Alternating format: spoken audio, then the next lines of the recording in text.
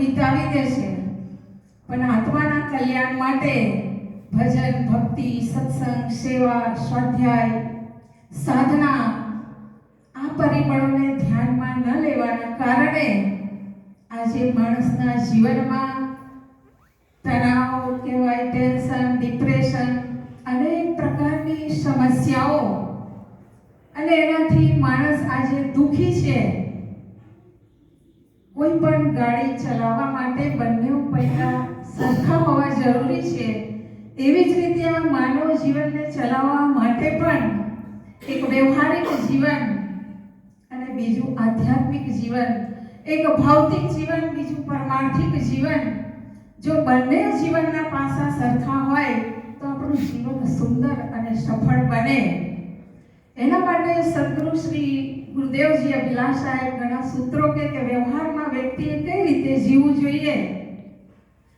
ગુરુદેવજી કહેતા કે પોતાના કર્તવ્યનું પાલન, બીજાના અધિકારની રક્ષા, પોતે સહન કરવું, બીજાને સહાવવાની ચેષ્ટા ન કરવી, પોતાની વાત જબરજસ્તી બીજાને મનાવવી નહીં, પણ બીજાની જો યોગ્ય વાત હોય તો આપણે માની લેવી. આપણી પોતાની ઈચ્છાઓ પર સંયમ અને આપણી સાથે જેને સંબંધ છે એમની ઈચ્છાઓ જો યોગ્ય હોય તો એને પૂર્ણ કરવી. જીવનમાં પ્રેમ, વાણીમાં મીઠાશ અને વ્યવહારમાં કોમળતા હોય તો આપણું વ્યવહારિક જીવન સફળ બને. એના માટે આપણે જતું કરવું, મન મોટું રાખવું, દિલ ખોલીને વાત કરવી. ઘણા બધા એવા આપણા વ્યવહારિક જીવનના પ્રસંગો બનતા હોય છે, પણ આપણે વાણી પર સંયમ નથી, વ્યવહારમાં પ્રેમ નથી, જીવનમાં કોઈ સંયમ નથી, તો આપણો વ્યવહાર સુંદર નથી બની શકતો અને એના કારણે સંબંધોમાં વિખવાદ ઊભા થાય. તો આપણે આ સૂત્રોને જીવનમાં આચરિત કરીએ તો આપણું એક વ્યવહારિક જીવન સુંદર બની જાય. જેની સાથે રહીએ છીએ, જે સમાજમાં છે, જે પરિવારમાં છે, જ્યાં જ્યાં સંબંધ છે ત્યાં આપણો પ્રેમપૂર્ણ વ્યવહાર હોય, વાણીમાં મીઠાશ હોય અને જીવનમાં સંયમ હોય તો આપણા સંબંધો સચવાઈ રહેશે. તો વ્યવહારિક જીવનને સુંદર બનાવવા માટે આપણે ઘણી બધી ઈચ્છાઓને ત્યાગવી પડે. માણસ ઈચ્છા, કામના, ચાહના એટલી બધી રાખતો હોય છે કે એના કારણે પણ એને જીવનમાં દુઃખ મળે છે. આપણે બધા જાણીએ છીએ કે બાવળિયાનું ઝાડ હોય પૂરા કાંટાથી ભરેલું, આજુબાજુ વિખરાય એ પણ કાંટા જ. એ ઝાડ પર કોઈ પક્ષી નથી બેઠતું કે કોઈ પશુ એ ઝાડ નીચે બેસતું નથી. માણસના જવાની તો વાત જ નહીં. જો આપણો સ્વભાવ આવો કાંટા જેવો હોય, કટુ વાણી હોય, વ્યવહાર પણ સારો ના હોય, વ્યંગ વચન બોલતા હોય, વાણીનો દુરુપયોગ કરતા હોય તો ક્યારેય આપણું જીવન સફળ નહીં થઈ શકે. વ્યવહારિક જીવન બગડશે તો પછી આધ્યાત્મિક જીવન તો કઈ રીતે સફળ થઈ શકે? તો મૂળ છે આપણો વ્યવહાર, કે મોટા ભાગનો સમય આપણો વ્યવહારમાં જતો હોય છે. તો એ વ્યવહારને સુંદર બનાવીએ. બીજું આપણું જીવન છે આધ્યાત્મિક, કારણ કે બે તત્વોના સંયોગથી આ જીવન બન્યું છે. આત્મા જેનો આધાર છે, જીવ જેનો આધાર છે, એને આપણે સમજવાનું કે હું કોણ છું, શા માટે મને માનવ શરીર મળ્યું, મારું શું કર્તવ્ય છે, મારા આત્મકલ્યાણ માટે મારે શું કરવું જોઈએ. આ બધી વાતો આપણને સત્સંગ દ્વારા મળશે. બાકી તો સંસારમાં જોઈએ તો ભક્તિના નામે ઘણા બધા ઢોંગ ઢકોસલા ચાલતા હોય છે કે ત્યાંથી આપણી આધ્યાત્મિક ઉન્નતિ ના થઈ શકે. અનેક પ્રકારના ધર્મના નામે કર્મકાંડ ચાલે છે, એનાથી આપણું આધ્યાત્મિક જીવન સફળ ના થઈ શકે. આધ્યાત્મ એટલે આપણે પોતાને સમજીએ, આત્માને સમજીએ, હું કોણ છું, અજર અમર અખંડ અવિનાશી શુદ્ધ બુદ્ધ જ્ઞાન સ્વરૂપ છું, મારામાં કોઈ વિકાર નથી અને આજે સંસારમાં જોઈએ તો માનવ શરીરમાં આવેલો આ જીવ, આત્મા, ચેતન, એના જ કારણે આજે આટલો વિજ્ઞાનનો વિકાસ, આટલું બધું આગળ વિજ્ઞાન વધ્યું હોય તો એ મૂળમાં કોણ છે? આ ચેતન છે. પણ એને આપણે સમજતા નથી. આજે ધર્મ જગતમાં પણ જીવને તુચ્છ પ્રતિબિંબ, અંશ, અનેક પ્રકારના એવા શબ્દોથી નવાજવામાં આવે છે કે એના મૂલ્યને લોકો સમજતા નથી. આજે જોઈએ તો મંદિર બનાવનાર, મસ્જિદ, ગિરજાઘર, ગુરુદ્વારા બનાવનાર કોણ? આ માનવ શરીરમાં આવેલો જીવ, આ માનવ.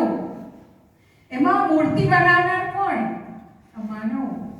મૂર્તિમાં પ્રાણ પ્રતિષ્ઠા કરનાર કોણ? આ માનવ. અને એ જ મૂર્તિની પૂજા અને એની જ પાસે આપણે ભોગ અને મોક્ષ માંગીએ તો એ આપણું કેટલું બધું અજ્ઞાન કહેવાય. રામ, કૃષ્ણ, બુદ્ધ, મહાવીર જેટલા પણ ભગવાનના નામે આપણે માનીએ છીએ એ મહાપુરુષ થઈ ગયા. એ જ્યારે આ સંસારમાં રહ્યા તો સંસારને સાચું માર્ગદર્શન આપ્યું, દિશા નિર્દેશ આપી, લોકોનું ઘણું ભલું કર્યું. ત્યારે આજે ભગવાનના નામે આપણે પૂજીએ છીએ. પણ વર્તમાનમાં એ આપણા માટે શું કરી શકશે એટલું પણ આપણે વિચાર કરતા નથી. અને એટલે જ પાખંડ, અંધવિશ્વાસ, ચમત્કાર, અનેક પ્રકારની માન્યતાઓથી માણસ આજે પોતાના મહત્વને સમજી નથી રહ્યો.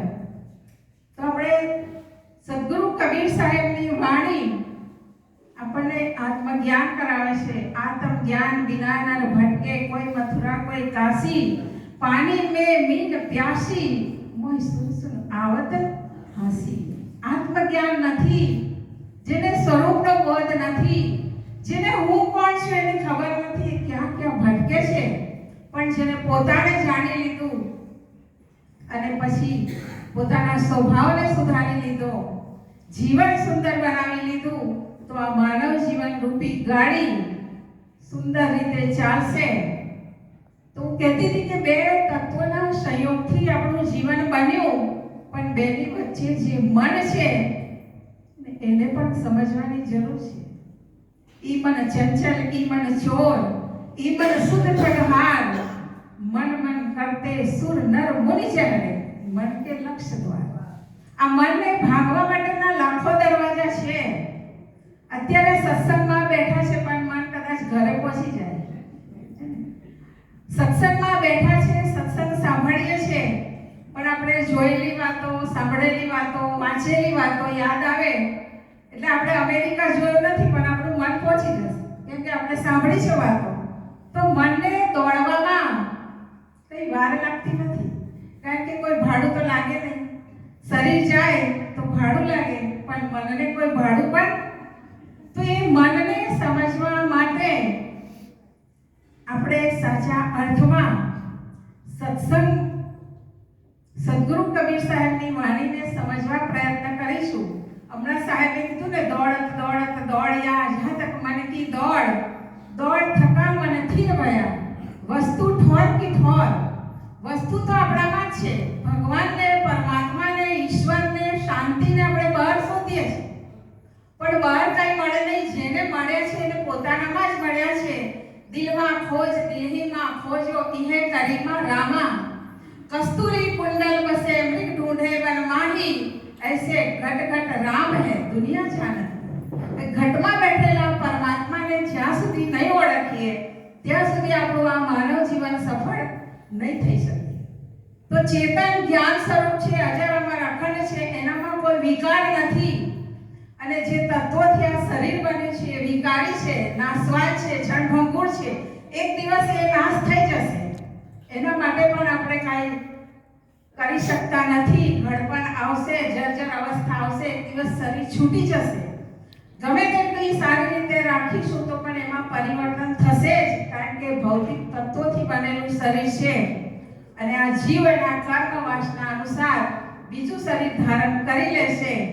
પણ આ જીવન આપણને મોક્ષ ભૂમિકા માનવ શરીર મળ્યું છે, તો પોતાને સમજી લઈએ, પોતાના મનને નિર્મળ બનાવી લઈએ, મનને શુદ્ધ પવિત્ર સરળ બનાવી લઈએ. આપણું આ માનવ જીવન બિલકુલ સફળ થશે.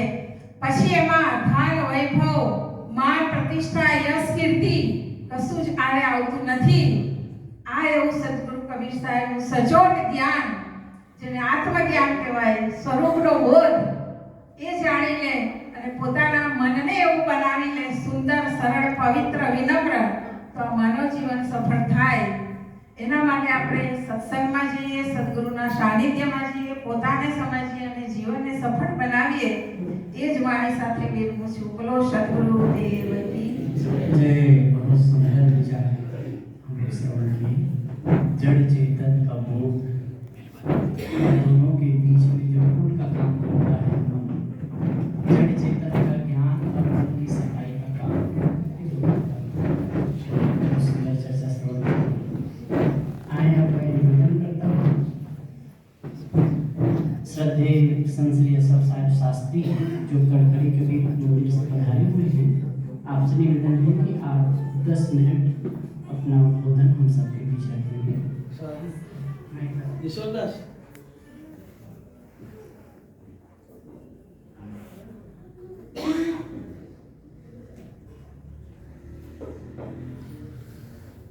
एक बार भाइयों से पुनः निवेदन है कि आप लोगों को मोबाइल बीच में बजता है, किसी का बज रहा है तो नहीं बजना चाहिए. आप ध्यान रखेंगे. साइलेंट मोड में